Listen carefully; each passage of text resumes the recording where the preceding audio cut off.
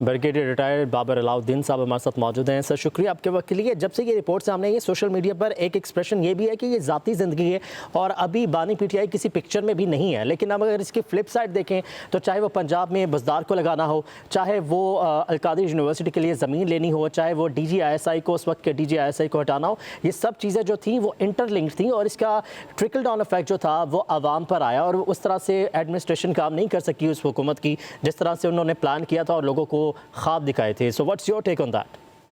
जी, ये रिपोर्ट ज़ाहिर है, इसमें जो चीज़ें हैं, जो तफसीलात सामने आ रही हैं, ये कोई पाकिस्तानी अवाम से ढकी छुपी नहीं है।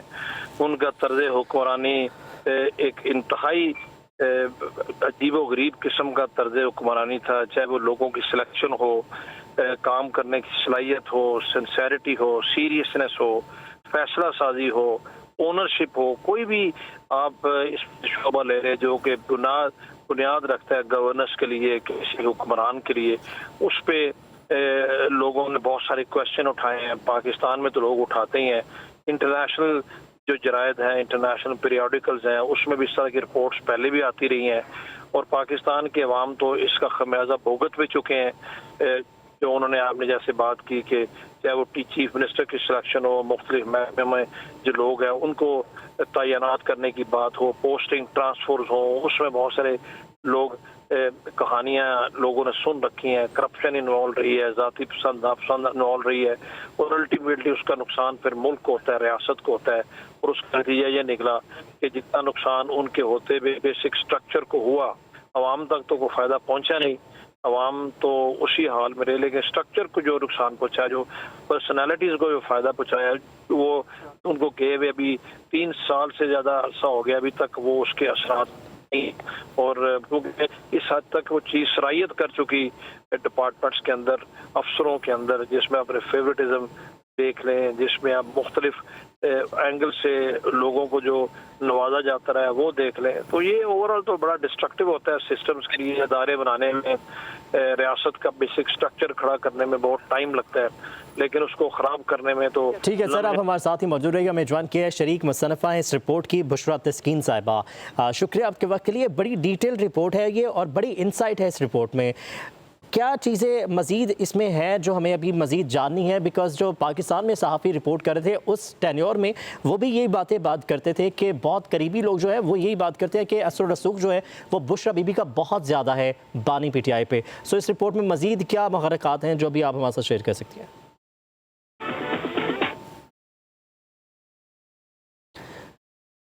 बुशरा तस्कीन साहिबा से रब्ता करेंगे एक बार फिर से। नाज़रीन आपको बताते चलें कि द इकोनॉमिस्ट के डिजिटल मैगज़ीन की ये रिपोर्ट सामने आई है और ब्रिगेडियर रिटायर्ड अलाउद्दीन साहब हमारे साथ एक बार फिर से मौजूद हैं। सर आप अपनी बात कंप्लीट कीजिएगा, आप बड़ा डिटेल तज्ज़िया अपना दे रहे थे इस पर। जी कि इसमें कॉन्फिडेंशियलिटी भी देखी जाती है, इसमें बहुत सारी और चीज़ें एंगल देखे जाते हैं। जब कभी भी हमने हिस्ट्री में भी देखा है, माजी में भी देखा है, बादशाहों के टाइम पे तो शायद इस तरह की बातें हमने सुनी हुई हैं, क्योंकि बादशाह का तरीका मुख्तलिफ होता है। लेकिन जमहूरियत में, एक डेमोक्रेटिक गवर्नमेंट में जिसको लोग इलेक्ट करते हैं, वहां पर आके अगर इस तरह के इन्फ्लुएंसेस होंगे तो उससे बहुत ज़्यादा नुकसान होता है। जैसा आपको मैंने पहले कहा, उससे इंस्टीट्यूशंस को नुकसान होता है और अल्टीमेटली उसका फिर खमियाजा पूरी रियासत को, पूरी कौम को भुगतना पड़ता है। मुहर्रिकात वही हैं, जब आप ब्लैकमेल होंगे, जब आपकी बहुत सारी अटैचमेंट्स होंगी, जब आप तोहिमात पर यकीन रखेंगे, जब इस तरह की कहानियों पर अफसानवी किस्म के किरदार बनने की कोशिश करेंगे, तो उसका फिर क्या फ़ायदा हो रहा है? क्योंकि इन चीज़ों का हकीकत से ताल्लुक नहीं होता। अफसाना अफसाना होता है, हकीकत हकीकत होती है। आप परसेप्शन बना लेते हैं, उस परसेप्शन की बुनियाद के ऊपर फिर आपका हर फैसला उसी के ताबे आ जाता है, उसकी रिफ्लेक्शन हर जगह नजर आती है। और यही कुछ हमने देखा, और जैसे मैंने पहले कहा कि अभी भी हमारे एक सूबे में बहुत सारे डिसीजन इन्हीं बुनियाद पर होते हैं और उसकी रीजन जो भी हों, लेकिन उसका जो इफेक्ट है वो सबके सामने नजर आ रहा है।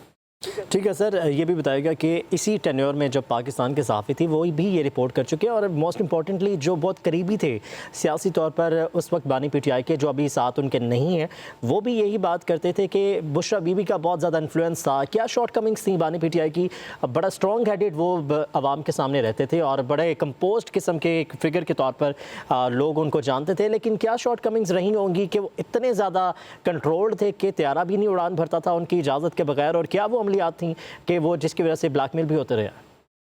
देखिए जी, हुकूमत पे तो कंट्रोल कोई नहीं था। ये तो मैं तो कम से कम इस बात से इत्तेफाक नहीं करता, क्योंकि जब आप सीरियस नहीं है, मीटिंग्स के दौरान, फैसला साजी के दौरान आपको पता ही नहीं है, अपनी ज़ाती ज़िंदगी में ज़ाहिरन अगर आप कंपोज्ड हैं और ज़ाहिरन अगर आप शो करना शुरू कर चाहते हैं कि आप बहुत स्ट्रॉन्ग है, तो ज़ाहिर और बातिन में फ़र्क होता है, उसका अमली मुज़ाहरा भी होना चाहिए। और इन्फ्लुएंस जब उनका, उनकी अहलिया का उनके ऊपर इतना था, जो कि नज़र भी आया, ये कहने की बात नहीं है, और ख़ुद भी बहुत सारी चीज़ों के हवाले से उनकी बातों से भी यही लगता था। और रीजंस क्या थी इस तरीके से उनका इतना इन्फ्लुएंस होना? कुछ तो ज़ाती चीज़ें इंसान की होती हैं, उस तक हर किसी को रसाई नहीं होती। कुछ चीज़ें ऐसी हैं जो मंजर आम पे आती हैं, जो बातें मंजर आम पर आती रहीं, उनमें से तो ये लगता था कि शायद, जैसे मैंने कहा है, कि बहुत सारी तोहीमात पर या जब इमोशनली आप अटैच बहुत ज़्यादा हों, तो उसमें फिर एट टाइम आप बिल्कुल हैप्नोटाइज हो जाते हैं ज़हनी तौर पर, और आप उन चीज़ों के खिलाफ कर ही नहीं सकते। तो उसी रीज़न की वजह से शायद ये ज़ाहिर होता रहा है, और उसका नुकसान फिर आप सब ने, कौम ने उठाया है। क्योंकि जो भी इन चीज़ों की बुनियाद पर जो फैसले होते हैं, वो देरपा नहीं होते, मेरिट बेस्ड नहीं होते, रियलिटी बेस्ड नहीं होते, और आप उसको फिर ऑन करते चले जाते हैं। क्योंकि आपने एक गलती की, फिर दूसरी गलती की। इंसान को गलती से सीखना चाहिए, लेकिन उनका सबसे बड़ा मसला ये है कि एक तो वो अक्ल कुल समझते हैं, वो ये समझते हैं कि वो गलत नहीं हो सकते, मुशावरत वो नहीं करते, और जो बात कर लेते हैं उसको इम्पोज करते हैं, और फिर उससे हट के नहीं सोचते हैं, उनमें लचक इस तरह की चीज़ नहीं है, रिजिड है बहुत। और वही आज भी हमें नज़र आ रहा है, जिसकी वजह से फिर सियासत को नुकसान होता है। सब सारी चीज़ में आपको सेटबैक्स होते हैं, क्योंकि सियासत और तो नाम ही फ्लेक्सिबिलिटी का है, वो तो एक्सेप्टेबिलिटी का है, अडाप्टेबिलिटी का है। जब आपके अंदर एक्सेप्टेबिलिटी और अडाप्टेबिलिटी नहीं होगी, तो फिर ज़ाहिर है फिर चीज़ें उस तरीके से तो नहीं चल सकती जिस तरीके से आप चाहते हैं। और जैसे मैंने कहा कि जब आप हुकूमत में होते हैं, तो उस पर आपकी अपनी ज़ात पीछे रह जाती है, आपके इक़दामात का फिर आप फ़ायदा या नुकसान आपके अपनी ज़ात को क्या आना होता है, उसका लेकिन नुकसान सर और आप ये फायदा। भी तो देखिए कि बुशरा बीबी किसी पोजीशन पे भी नहीं थी, लेकिन फिर भी जिस तरह से आपने फरमाया कि वो रिजिड थे और अपने फैसले वो खुद ही किया करते थे, तो वो फिर बुशरा बीबी की खास क्यों सुना करते थे? जी, ज़ाहिर है, देखा तो हमने यही है, सुना भी हमने यही है कि उनका बहुत सारा बीच में असर और रसूख था, और जिन सर्कमस्टांसेस में शायद उनकी ये रिलेशनशिप भी बना, या जो मैट्रिमोनियल रिलेशन भी थे, वजह से मैंने कहा कि बहुत सारी चीज़ें तो इंसान की पर्सनल होती हैं। पर्सनल चीज़ों पे बात इस तरीके से करना मुनासिब भी नहीं होता, लेकिन मैं पर्सनल चीज़ों पे तो बात नहीं कर रहा, ना मुझे को बहुत ज़्यादा उन चीज़ों के बारे में इंसाइट है। मैं तो वो बात कर रहा हूँ कि जो ओवरऑल सबने देखा, प्रेस पे आता रहा, पब्लिक की आवाम ज़बान ज़द आम रहा, हम सब ने उसको फेस किया, उसके रिजल्ट भुगते, आज भी भुगत रहे हैं। उस चीज़ों की मैं बात कर रहा हूँ कि जब इतना ज़्यादा असर और रसूख आपका होगा आपकी फैसला साजी में, तो फिर उसका नुकसान बहुत होता है, क्योंकि फिर वो फैसले किसी रैशनल की बुनियाद पे नहीं होते, अजम्पशंस की बुनियाद पे होते हैं। वो बहुत सारे आपके उसमें तोहिमात की बुनियाद पे होते हैं। आपके जहन में एक आइडिया बन गया, आपने उसी को बुनियाद बना के आपने फैसले कर रहे हैं, और फिर उस तरीके से उसके जो इफेक्ट होते हैं ऐसे आते नहीं हैं, और उनकी ज़ात पे, उनकी लाइफ पे, पर्सनल अपनी ज़ात पे बहुत ज़्यादा इम्प्रिंट उनका रहा है, और वो इम्प्रिंट आज भी डेफिनेटली है। उसी से सारे का सारा मामला जो है वो ख़राब होता है, और उससे इंसान को सीखना चाहिए।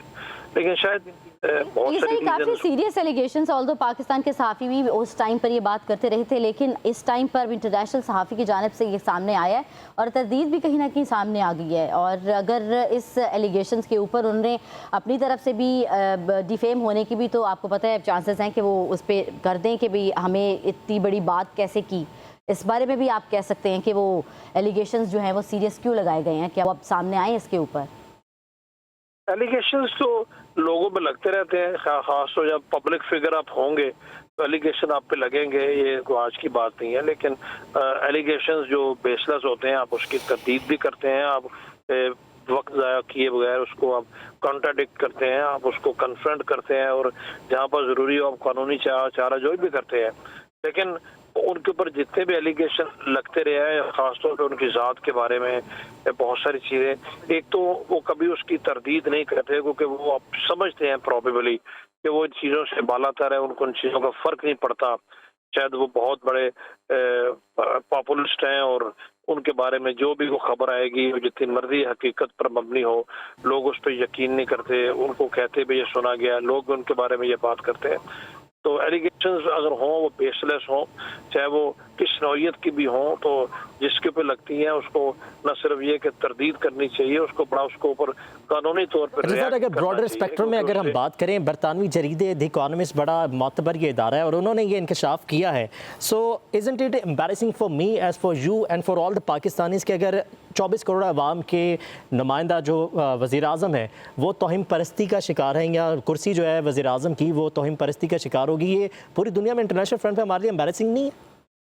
बहुत एम्बैरेसिंग है, एम्बैरेसिंग हुआ है। उस एम्बैरेसमेंट के आपने नताइज भी देखे हैं और वो लोग बातें भी करते हैं, इंटरनेशनली भी लोग बातें करते हैं। आपके इंटर स्टेट रिलेशनशिप पे उसका बड़ा असर पड़ता है, आपके बैनुल अक़वामी ताल्लुकात पर उसका असर पड़ता है। लेकिन बात यह है कि वो इन चीज़ों को एक्सेप्ट नहीं करते। अपने अंदर तब्दीली, अपने अंदर एक मुस्बत पॉजिटिव चेंज लाने के लिए सबसे जरूरी ये होती है कि आप एक्सेप्ट करें कि ये बात जो आपसे जुड़ी हुई है इसमें कोई हकीकत है और आपको अपने आप को ठीक करना है, अपना सेल्फ एनालिसिस करना चाहिए। जब अपने आप को अकले कुल समझें, इन चीज़ों से बालातर समझें और आप ये समझें कि आप में तो खामी और गलती को हो ही नहीं सकती, तो फिर आप चीज़ों को ठीक नहीं कर सकते। फिर आप उन्हीं पर प्रसिस्ट करते हैं, उन्हीं को लेके आगे चलते हैं और उसमें नुकसान फिर ये होता है कि वो चीज़ें कभी भी ठीक नहीं होती। जैसे मैंने कहा अपनी ज़ात की हद तक तो चले जो है, लेकिन ये चीज़ें अपनी ज़ात की हद तक रहती नहीं है। ये चीज़ें ओवरऑल आपके स्टेट, मुल्क और कंट्री पे करती हैं। जब हुक्मरान है तो पूरे मुल्क के हुक्मरान है और आप किस तरह के जो डिसीजन है उनका असर पूरे मुल्क पर पड़ता है। कंट्री सफर, द स्टेट सफर, तो ये हमें सोचना चाहिए। और तो सही कहा जाता है ना सर कि हर अरूज को जवाल है और सीधे तरीके से की हुई चीज़ हमेशा ठीक रहती है और बुराई का अंजाम हमेशा बुराई होता है। और इस टाइम पर वो किस पोजीशन पर हैं जिस टाइम पर उन्होंने एक दफ़ा अरूज भी देखा था? इस तरह होता है ना जी, तो किसी को या दुनिया की तरह कभी रूज तो कभी जवाल, ये पार्ट ऑफ लाइफ है। जवाल आता है तो उसमें अगर इस तरह की कोई कंट्रीब्यूटिंग फैक्टर्स हैं जिनकी हम बात कर रहे हैं, जिनके हम मुख्तलिफ मीडिया की खबरों में आता रहता है, उन कंट्रीब्यूटिंग फैक्टर को देख के आपको लेसन भी तो लेना चाहिए ताकि आप उन चीज़ों को बेहतर करें। लेकिन यहाँ पर मसला उनके साथ ये है कि वो कोई लेसन नहीं सीखते, वो एक्सेप्ट नहीं करते कि उनके अंदर कोई गलती है, उसी को परसिस्ट करते हैं। वो फेलियर को रीइंफोर्स करते रहते हैं हर जगह, अपनी जाती ज़िंदगी में भी, अपनी सियासी ज़िंदगी में भी, और जब वो गवर्नमेंट में थे तो अपनी ऑफिशियल सरकारी ज़िंदगी में भी वो फेलियर्स को मजीद रीइंफोर्स करते हैं। वो जो समझते हैं कि वो गलत नहीं हो सकते। उनके अपने साथियों की ज़बानी में हमें ऐसी बातें सुनने को मिलती रहती हैं। उनमें से बहुत सारे लोग आज उनके साथ नहीं है, वो खुद भी ये कहते हैं कि वो दफाई तजकार ब्रिगेडियर रिटायर्ड अलाउद्दीन साहब हमारे साथ मौजूद थे और नाज़रीन ये अहम इंकशाफात सामने आए हैं और जिस पर उनका तज्जिया जारी था।